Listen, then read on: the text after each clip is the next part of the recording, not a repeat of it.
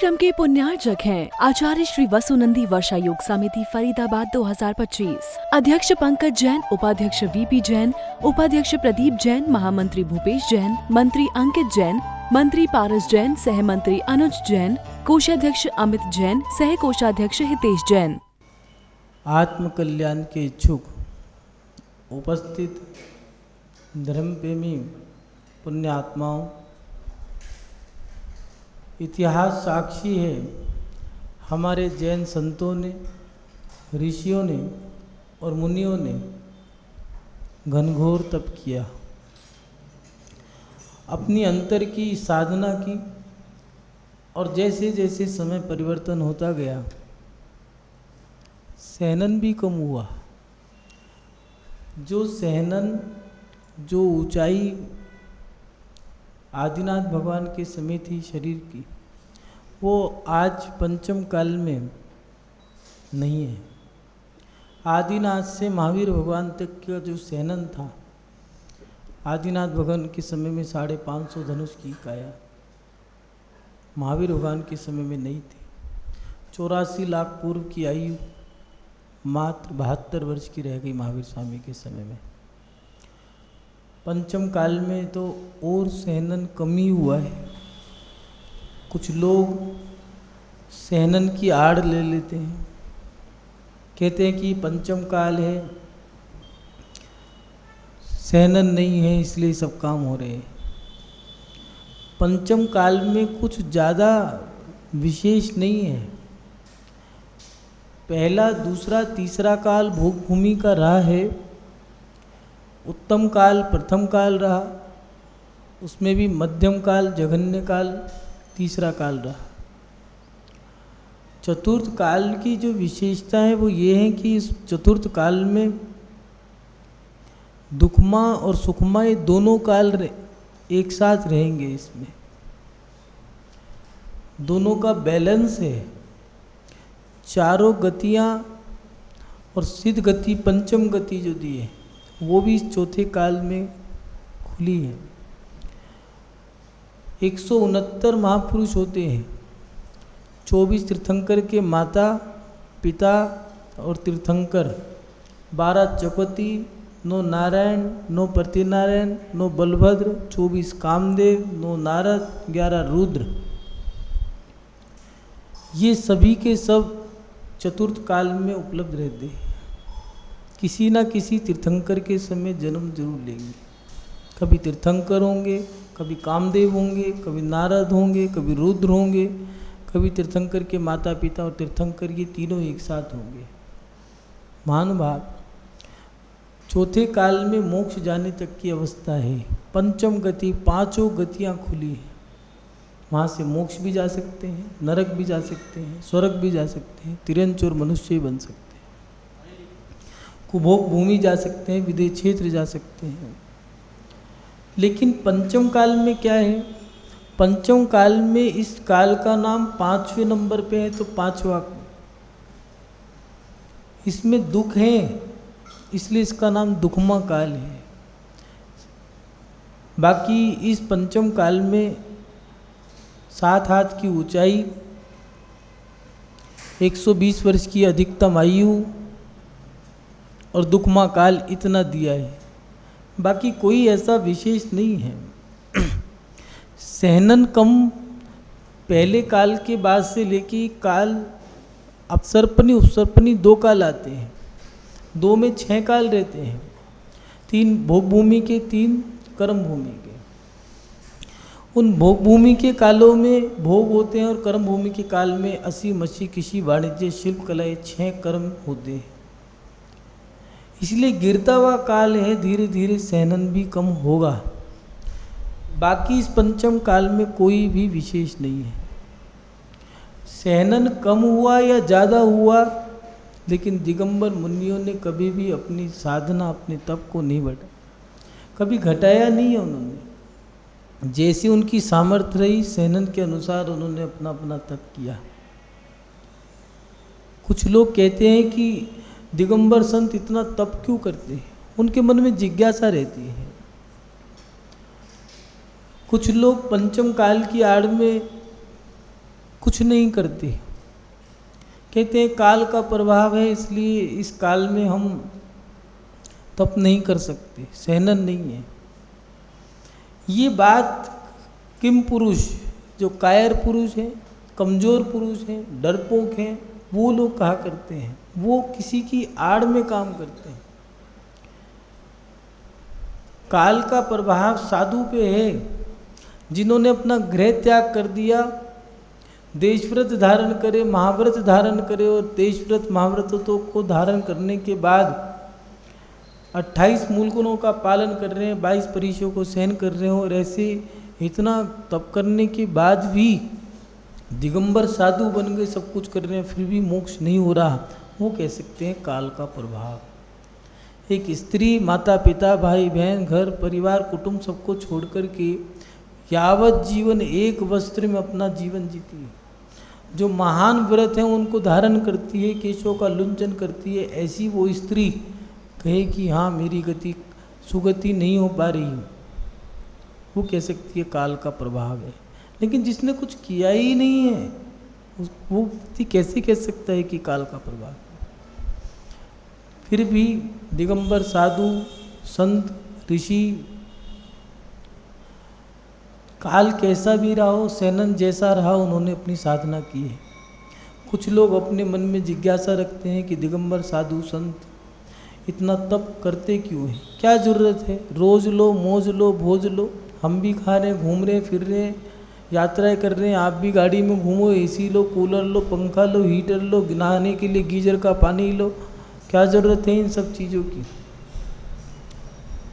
लेकिन आचार्य पूजपाठ स्वामी जी इष्टोपदेश में 45 नंबर की गाथा में हमारी इस जिज्ञासा का समाधान भी कर रहे हैं। कुछ लोग कहते हैं कि दिगंबर साधु अन्याय करते हैं शरीर के साथ, अन्याय नहीं है। क्या करते हैं फिर, एक बार देखें पूजपाठ स्वामी जी क्या लिख रहे हैं। वो लिख रहे हैं परापरस्ततो दुख मात्मेवात्मा तथा सुखम अतएव महात्मान तन्निमित्तम कृतोधमा। आचार्य भगवान लिख रहे हैं अन्य पदार्थ आत्मा से अन्य है, अतः उस अन्य पदार्थ से दुख होता है, और आत्मा ही अपना आत्मा है, अतः उस आत्मा से सुख होता है। इसी कारण महान पुरुषों ने उस आत्मा को प्राप्त करने के लिए प्रयत्न किया था। महानुभाव, अन्य पदार्थ सब अन्य हैं। अभी पूर्व में ही 10 दिन का पर्व गया है, 10 लक्षण पर्व आया और चला गया। बहुत भीड़ थी और सब जगह ताम झाम लगे होंगे, कई जगह व्यवस्था करने के लिए टेंट लगाया होगा, हलवाई भोजन करने के लिए रखा हो, भोजन बनाने के लिए हलवाई रखा होगा, दूर दूर से लोगों का आना जाना हुआ होगा, घरों के अंदर भोजन बना होगा, अतिथि आए होंगे, कई लोगों ने व्रत उपवास तप त्याग किया होगा, और 10वें 11वें दिन सब लोग उनको अनुमोदना करने के लिए आए होंगे, उनकी तप की साधना की अनुमोदना करने के लिए वो आए होंगे, और उनके लिए कुछ ना कुछ उपहार में दे के गए होंगे। लेकिन वो पर्व चला गया, वो लोग आए चले गए, वो मेला था वो चला गया, वो तंबू और बम्बू सब हट गए, क्या रह गया, तुम रह गए, बाकी कुछ नहीं रहा। यहाँ आचार्य भगवान लिख रहे हैं कि अन्य पदार्थ आत्मा से अन्य हैं, उस अन्य पदार्थ से दुख होता है। जब वो आते हैं और चले जाते हैं दुख होता है, आते हैं तब भी आ गए जानलेवा। कुछ लोग तो ऐसे हैं जो कंजूस और मक्खी चूस होते हैं, उनके घर में कोई आ जाए गाड़ी में 4 मेंबर बैठ के, 5 एक गाड़ी आ गई 5 आदमी भर के आ गए उसमें, तो जैसे ही हॉर्न बजाया घंटी बजी तो झाँक के देखेंगे और अंदर आके कहेंगे आ गए जानलेवा, अब बनाओ इनके लिए नाश्ता पानी। बच्चे भी कह रहे हैं इनको घर में चैन नहीं है क्या, आ गए अब बाज़ार जाओ लेके आओ। बेटी भी कह रही है मम्मी कुत्ते वाले बिस्कुट ले आएँ क्या, दोबारा आएंगे ही नहीं। ये व्यक्ति की ऐसा नहीं आज, अनादिकाल से चलता आ रहा है। पर का संयोग होता है तब भी कष्ट होता है, और जो पर चला जाता है, जैसे अपने जो निकटवर्ती हैं, अपना पति, अपना पुत्र, अपना मित्र, अपना भाई, अपनी बहन, जब ये चले जाते हैं तब भी दुख होता है। इसलिए आचार्य भगवान लिख रहे हैं कि अन्य पदार्थ आत्मा से अन्य हैं, अतः उस अन्य पदार्थ से दुख होता है, और आत्मा ही अपना आत्मा है, अतः उस आत्मा से सुख होता है। मात्र हमारी आत्मा ही हमारी है, बाकी शरीर भी हमारा नहीं है। जैन धर्म मौज मस्ती का नहीं है, जैन धर्म एक आध्यात्मिक धर्म है, सत्यता का धर्म है। आज लोग परम में आ सकते हैं। आप ही देखो, क्रियाओं में मस्त हैं, कभी अपने अंदर गए, आत्मा में नहीं गए। हम बाहरी क्रियाओं में मस्त हैं, बाहर से कुछ हो जाए तो हम बौखला जाते हैं, बिलखला जाते हैं। अंदर कुछ हो रहा है तो कुछ हुआ हमें। आत्मा चीख चीख के कह रही है कि अब समय आ गया, अपने बारे में सोच लो। कई बार होता है कि विरक्ति आती है, सब बेकार है, क्या करूं। फिर वही राग देश से हम अपने आप को, फिर इस आत्मा की भावनाओं को मार देते हैं, और इस संसार रूपी ये जो कीचड़ है, दलदल है, इसकी जो उपमाएं दी हैं, इसमें फिर फंस जाते हैं। सही मायने में हमारा सच्चा साथी तो हमारा आत्मा है, लेकिन हमने अपनी आत्मा के बारे में कुछ सुना, कभी देखा उसके बारे में। लेकिन आचार्य भगवान कह रहे हैं कि आत्मा ही अपना आत्मा है, अतः उस आत्मा से सुख होता है। इसी कारण आत्मा ही अपना आत्मा है, और इस आत्मा में जब हम लीन होते हैं, कई बार लोग मेडिटेशन करते हैं, जिसको चिंतन कहा है, लोग उसको ध्यान कहते हैं, लेकिन ये चिंतन है। चिंतन करने के बाद खाली बैठ करके जब अपनी आत्मा में लीन होते हैं, बड़ा अच्छा लगता है, जी करता है बस ऐसे ही करते रहें। लेकिन और वो मात्र रविवार के दिन होता है, दूसरे दिन नहीं कर पाते। क्यों? क्योंकि दुकान पे जाना है, ऑफिस जाना है। हम जब अपनी आत्मा के निकट बैठते हैं, बड़ा अच्छा लगता है। शहरों के लोग रविवार और शनिवार के दिन गाँवों में घूमने जाते हैं, जंगलों में घूमने जाते हैं, कहते हैं वहाँ जाके शांति मिलती है। लेकिन गांव के लोगों को मूर्ख बताते हैं, देहाती, गवार, अनपढ़। अरे मूर्ख तो तुम हो कि तुम शांति प्राप्त करने के लिए उन अनपढ़ों के गांवों में, कस्बे में जाते हो। महानुभाव, हमारा जो सच्चा सुख है वो हमारी आत्मा में है। और आचार्य भगवान लिख रहे हैं कि इसी कारण कि हमारी आत्मा ही हमारी अपनी है, और इस आत्मा में ही सुख है, इसी कारण महात्मा पुरुष, महान पुरुष उस आत्मा को प्राप्त करने के लिए प्रयत्न करते हैं, क्योंकि ये आत्मा ही हमारी है, बाकी कोई हमारा नहीं है। दिन आते हैं, बीत जाते हैं। एक बहुत अच्छी बात आती है वो भजन में, पिता को पुत्र तब लागो प्यारो, जब लो करे कमाई। पिता को पुत्र जब लागो प्यारो, जब लो करे कमाई। जो नहीं द्रव्य कमा कर लावे, जो नहीं द्रव्य कमा कर लावे, दुश्मन देत दिखाई, समझ मन भाव रे। सब सारथ का संसार, समझ मन भाव रे। सब सारथ का संसार। जब तक कमा के ला रहे हो तब तक है। महिला बनाना बंद कर दे, जो घर की क्रियाएं हैं, भोजन पानी नाश्ता, ये बनाना बंद कर दो। कपड़े धोना, झाड़ू पोछा, झाड़ू बुहारी, यही तो काम होते हैं महिलाओं के, करना बंद कर दे। और पुरुष घर चलाने के लिए जो कमा के ला रहा है, कमा के देना बंद कर दे। जो मंदिर में प्रतिष्ठा बना के बैठा है, वो व्यक्ति दान देना बंद कर दे, प्रतिष्ठा खत्म। पत्नी ने काम करना बंद कर दिया। काम जब करती थी, हाँ हमारी पत्नी बहुत अच्छी है, मेरी तो बहू, बस बहू क्या रानी है, उसकी वजह से बस मेरा घर स्वर्ग है। काम करना बंद कर दे तो अब क्या कहोगे? बस ना तो हम कह रहे, ना तुम हमें बताओ, ना हम तुम्हें बताते। पुरुष कमाना बंद कर दे तो सामने से शब्द आता है, ढाई मन काम का ना धाम का, ढाई मन नाच का, निठल्ला निकम्मा नकारा, ये शब्द सुनने को मिल जाते हैं। जो माँ कहती है मैंने तुझे 9 महीने गर्भ में रखा, पहले तो सबसे पहले वही ताना मार देती है। जो पत्नी कह रही है 7 जन्मों तक हमने कसमें खाई हैं, वो जो पत्नी कह करती थी कि तुम मेरे सूरज हो, तुम ही मेरे चंदा हो, तुम ही मेरे ईश्वर, तुम ही परमात्मा, अब वही कह रही है चला जा, कुछ तो कमा ला, जानलेवा घर में बैठा रहता है, रोटियां तोड़ता रहता है, चला जा। ये नियम है संसार का। जो पत्नी कुछ नहीं कर रही, जो पति कहा करता था मैं तेरे लिए चांद तोड़ लाऊंगा, तारे तोड़ लाऊंगा, फूल बगीचे तोड़ लाऊंगा, अब वही कह रहे हैं कि चली जा, वहीं जाके रह ले। कारण क्योंकि संसार का नियम है।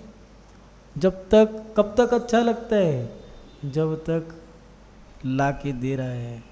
पिता को पुत्र तब लागे प्यारो, जब लो करे कमाई, जो नहीं द्रव कमा कर लावे, दुश्मन देत दिखाई, समझ मन बावरे, सब स्वार्थ का संसार। महानुभाव इतिहास साक्षी है। ये जो सतियाँ हुई हैं, सीता सती, सोमा सती, अन्ना सती, मैना सती, सती मनोरमा, सुर सुंदरी, चंदनवाला, इन सतियों ने, लोग कहते हैं कैसे कर दिया ये, आग को पानी कर डाला, सांप का नाक को हार बना डाला, गजमोती चढ़ाने वाली वो सती, नियम था कि भगवान के चरणों में गजमोती चढ़ाऊंगी, और विवाह हो गया। पिता के राज में तो चढ़ा दिया करती थी, लेकिन विवाह होने के बाद कहाँ से लाएं? तो उसका तो संकल्प था। फिर व्यवस्था हुई कि ऐसा अतिशय हुआ कि उसको एक नर और मादा मोती मिल गया। एक नर था, एक मादा मोती उसके पास था। मादा मोती अपने पास रख लिया और उसका एक मोती राजा के पास भेंट में चला गया।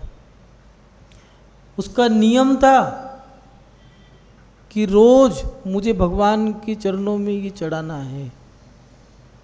तो एक मोती चढ़ा दिया करती थी, लेकिन मादा मोती उसके पास था। जैसी मोती चढ़ाती थी नर मोती, तो मादा के पास पुनः लौट के आ जाया करता था। ये कैसे हुआ? अग्नि का पानी कैसे हुआ? गजमोती की व्यवस्था कैसे बनी? सांप का हार कैसे बन गया? चंदन वाला कुरूपनी से सुरूपनी कैसे हो गई? और उन्होंने जो उपवास किए, 60,000 उपवास किए सीता ने। ऐसी कोई स्त्री पर्याय का छेद नहीं होता। रोज लो, मौज लो, भोज लो, डल्लभ के गद्दों पे सोने से, एसी की हवा खाने से मोक्ष नहीं होता। सीता ने जो पतीन्द्र का पद प्राप्त किया, स्त्री पर्याय छेद दी, कैसे कर ली 60,000 उपवास? वो जानती थी कि ये पर है। ये सामने वाले जो हैं, जिसने आवश्यकता पड़ने पर साथ छोड़ दिया, क्या करूं उस पति का जिसकी मैं परमेश्वर मान के पूजा करती रही। अंजना सती 22 वर्ष तक पति ने स्पर्श नहीं किया, और स्पर्श किया तो धोखे से किया, किसी को बिना बताए आया और गर्भ ठहर गया। 100 भाइयों की अकेली बहन थी। 100 भाइयों की अकेली बहन, एक भाई भी काम नहीं आया। राजमहल में रहने वाली जंगल में जाकर के गुफा में प्रसूति करी, वो भी मुनिराज थे उसमें। वो तो रिद्धिधारी थे, उसका पुण्य था कि मुनि महाराज चले गए उस गुफा में। इतना प्रभाव था कि कोई जीव जंतु नहीं आया, नहीं तो खा जाता उसको। ये कैसे हुआ? ये उनके पुण्य से हुआ। पुण्य कैसे बढ़ा? वो अपने आत्मा में लीन थी, साधना में लीन थी कि भैया संसार सब व्यर्थ है, कोई हमारा नहीं है। जब जान गई तब आत्मा में लीन हो गई। सब कुछ जान गई, हम जान ही नहीं पा रहे। गज कुमार मुनि सिगड़ी रख दी, ध्यान क्या कर रहे हैं? क्या शरीर का कष्ट, ये तो अनादिकाल से भोगते आ रहे हैं, अब कुछ ऐसा प्रयास करूँगा कि दोबारा से इस कष्ट को सहना ही ना पड़े। 5 पांडव अग्नि से चिका दिए गए, जो पूरी काया झरझर झरझर जल गई, सारी काया जैसे कुटिया में आग लगती है, ऐसे पूरा शरीर जल गया। लेकिन क्या चिंतन कर रहे हैं कि ये तो अनादिकाल से चलता आ रहा है, बस ऐसा कुछ पुरुषार्थ करना है जो दोबारा ना जले। बस 12 भावनाओं का चिंतन किया, आत्मा में आत्मा को लीन किया और साधना में मस्त होकर के परमात्मा बन गए। आत्मा को परमात्मा बनाने का काम हमारा है। कुछ लोग कहते हैं कि गुरु हमारे हैं, गुरु हमारा कल्याण कर देंगे। जो कहते हैं गुरु हमारा कल्याण कर देंगे, ये मिथ्या। और कुछ गुरु भी कहते हैं जा बेटा मैं तेरा कल्याण कर दूंगा, 1% सच नहीं है, मिथ्या भाषण है। कोई गुरु किसी का कल्याण नहीं कर सकता, मात्र गुरु शिक्षा देते हैं, दिशा दिखाने का काम करते हैं। अपन लोग आत्मा के लिए तो हमें ही प्रयास करना पड़ेगा। अपन देखें कि हम कितना पुरुषार्थ कर रहे हैं आत्मा के लिए। आज देखते हैं तो लोग क्रियाओं में फंसे हैं, जरा सा इधर से उधर हो गया तो क्रोध आ जाता है। पहले के लोग क्रियाओं के माध्यम से, व्यवहार और निश्चय, ये 2 धर्म है। मोक्ष मार्ग 2 तरह का है, सब चीज 2 दी है। जीव 2 प्रकार के बताए हैं, भव्य अभव्य। देशव्रती महाव्रती 2 प्रकार का मोक्ष मार्ग बताया, निश्चय व्यवहार 2 प्रकार का बताया। व्यवहार के माध्यम से निश्चय में जाएंगे, लेकिन मात्र व्यवहार में उलझ के रहना ही ये समझदारी नहीं है। महानुभाव साधु जान जाते हैं कि संसार बेकार है। जो महिला प्रसूति करती है, उस प्रसूति में जितनी पीड़ा होती है, उस पीड़ा को बांटने वाला ना तो उसकी माँ, पिता, भाई, बहन, कुटुंब, परिवार, ना तो पितृ पक्ष से कोई होता है और ना पति के पक्ष से कोई होता है। वो पति जो 7 जन्मों का साथ देने का नियम लेता है, वचन देता है, वही पति उसका साथ नहीं देता। उस पीड़ा को उसे अकेला ही सहना पड़ता है। महानुभाव जब सब कुछ अकेला ही सहना है तो फिर अपने आप में मस्त रहो। जब कोई मेरा है ही नहीं तो क्यों करूं मैं दूसरे की चिंता, और जो मेरा है उसी के लिए सोचो। तो हमारा है क्या? हमारी आत्मा हमारी है, तो इस आत्मा में ही सुख है। इस आत्मा के लिए भी विचार करो।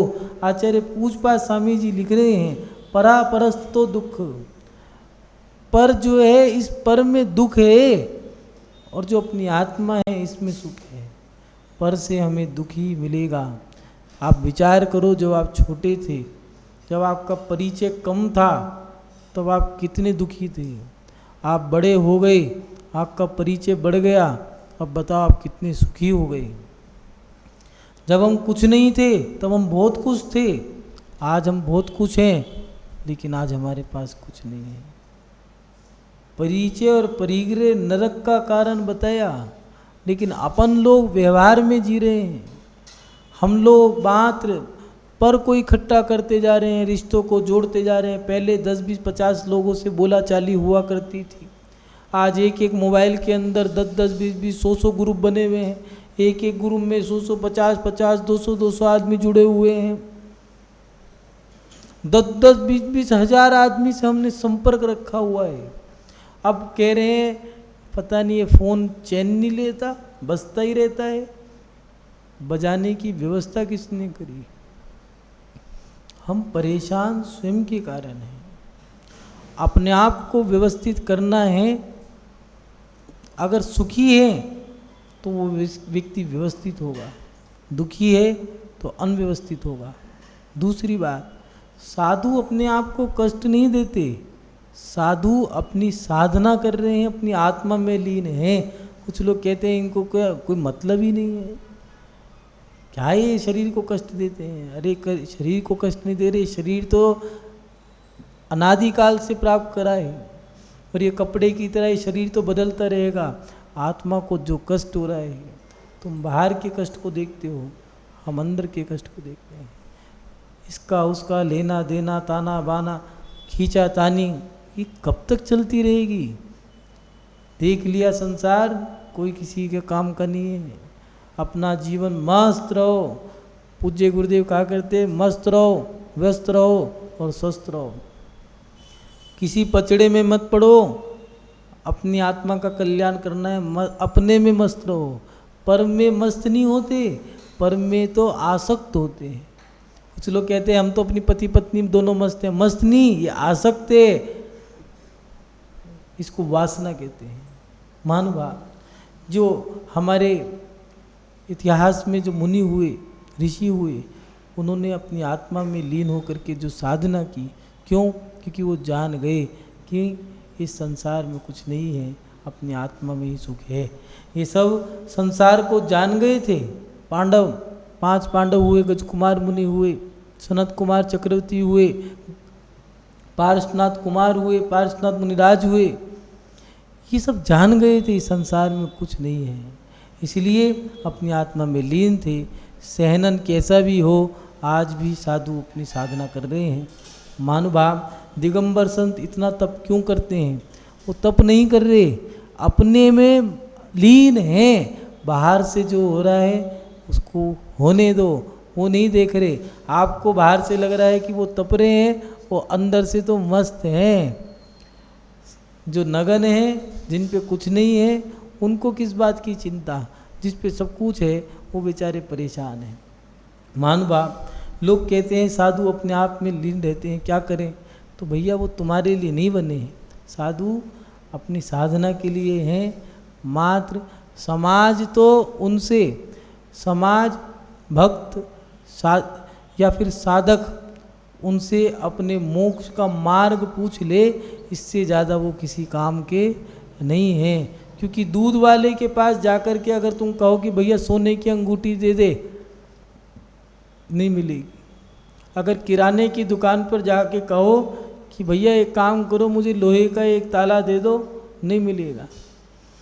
साधु के पास जाकर के पूछते हो कि व्यापार कैसे चलेगा? महाराज जी मंदिरों की लड़ाई निपटा दो, व्यापार चला दो, बच्चे करा दो। साधु बच्चे करने के लिए नहीं बने, साधु मंदिरों के झगड़े दूर करने के लिए बने नहीं बने। साधु तो अपनी साधना के लिए बने हैं।